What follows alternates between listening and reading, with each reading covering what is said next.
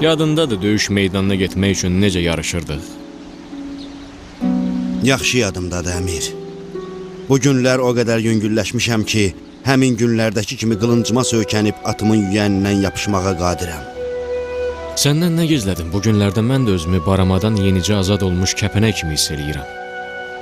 Nəhsin oğlu ilə döyüşməyə çox böyük şövqüm var. Əmir, bu şövqü boğmağa məcbursuz.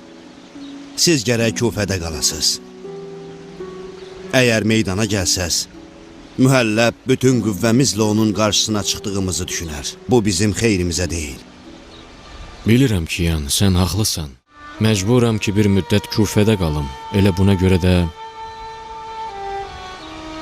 Ona görə də istəyirəm qoşunun başçısı sən olasan. Cəsarət olmasın, əmir. Bir daha məni bu işdən azad eləməyə məcbursuz. Biz hiləgər bir düşmənin qarşısındayıq. Mühəlləb bilsə ki, bizim qoşunun başçısı bir İranlıdır, onda araya ərəb və əcəm ixtilafı salacaq.